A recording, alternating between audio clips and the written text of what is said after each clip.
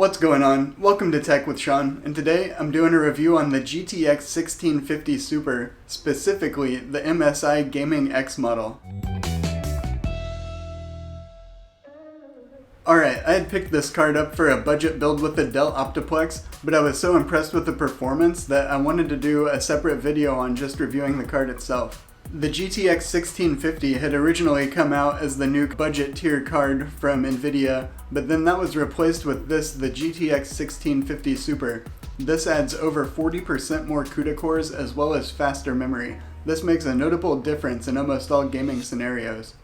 And while it does have those advantages, it still does only have 4GB of VRAM. This card I have here is the MSI Gaming X model. It has a pretty nice cooler. At the back you have 3 display ports and 1 HDMI out.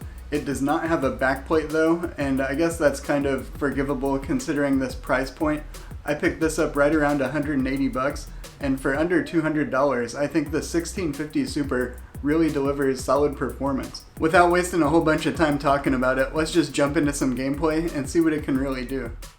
Starting things off here, we have 3D Mark Firestrike. Wanted to run just a straight up benchmark, and this one came in right over 12,000 on the graphics score, which is pretty decent. Next we have Forza Horizon 4, and for this we're running it at the 1440p Ultra setting, which I thought that was going to be kind of a stretch for this budget card, but this actually delivered an average of 83 frames per second, and it was totally playable on 1440p Ultra. Next, also at 1440p Ultra, this is the Skyrim Special Edition, and this played really smoothly. I was just running around Whiterun here, but it kept that 60 frames locked the whole time.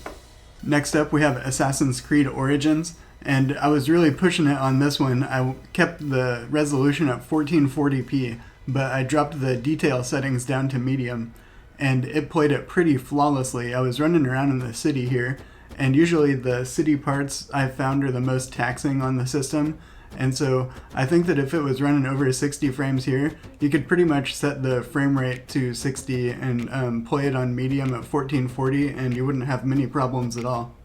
Next we have Call of Duty Warzone. This is the free-to-play Call of Duty Battle Royale, and we're also running this at 1440p on a mix of settings, some high, some normal, some low, but it kept the frame rate up above 60, and it was a pretty good experience.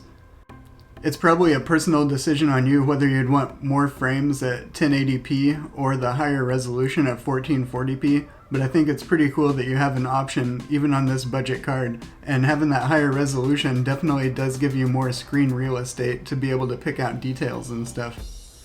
Next we have Far Cry 5. This is a demanding game, and we had to drop the resolution down to 1080p to keep that 60 frame lock. We were able to run it at ultra settings though, and it was a really good experience here running it at 1080p. You can see here that the average was 77 and the minimums were above 60 the whole time, so it was definitely playing smoothly. And lastly, here we have Red Dead Redemption 2. This one we also did have to run at 1080p, and there's a ton of settings, and so it's just mixed settings, but it played really well. I was running around the world, I shot some stuff, I explored a little bit, and it didn't have any big frame drops, and it looked and played great. Even if you're not on the ultra settings, Red Dead Redemption 2 still looks really, really good, even at some medium-ish settings, I think. All in all, for the under $200 price point, I'm really impressed with the GTX 1650 Super as an entry-level graphics card. Even though it only has 4GB of VRAM, it was able to do 1440p at least 60 frames per second in many of the games we tested, and those that it couldn't handle, we did have to drop down to 1080p, but it still put in solid performance in demanding games like Red Dead Redemption 2. I was really actually surprised that it was able to run 1440p Assassin's Creed Odyssey, albeit even at medium settings. Still though, I mean, that's a really nice graphical experience to have on a card that costs like 185 bucks. If you're using this for esports games, it's definitely gonna get you by. Really, the only time this is gonna be a holdback is if you want to play those 1080p AAA games with everything on Ultra, or if you want to play AAA stuff at higher resolutions. In those situations, the 4 gigs of VRAM and the card itself just isn't going to be enough, and you're going to want to look at something more expensive like maybe an RTX 2060. But if you're looking to upgrade an OEM system, looking for an entry-level card, or anybody who's in the market for a sub $200 GPU, I'd be looking really hard at the 1650 Super. Now, this was for the Gaming X model, but I think all of them perform pretty similarly. The difference is just going to be mostly aesthetic and the cooler design and stuff, so get the one that you like the look of or that you can get the best deal on. All of them are going to perform pretty well, and I think you're going to be happy with the 1650 Super if you pick one up. If you like this review, give it a like. If you want to see more like it, make sure you're subscribed, and I'll see you in the next video.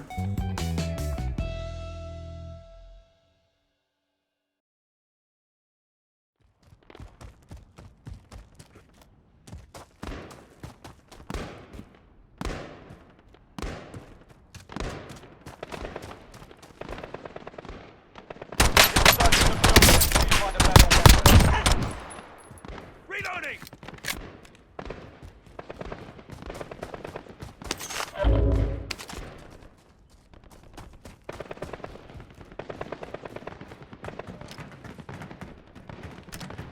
You need a weapon, soldier. Find one.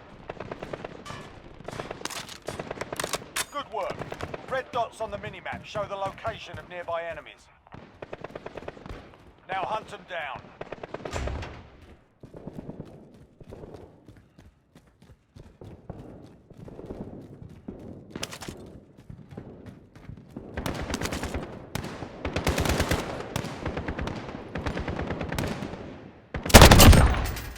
Well done.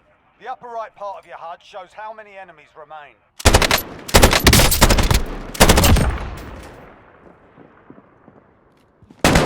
I'm hit!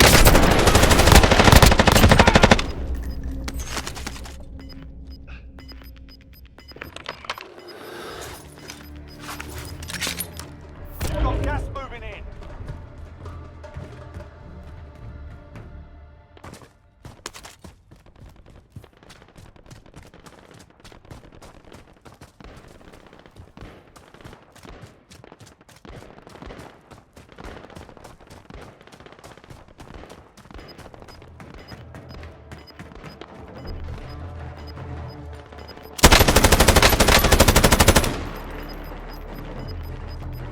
Gas is in. Marking new safe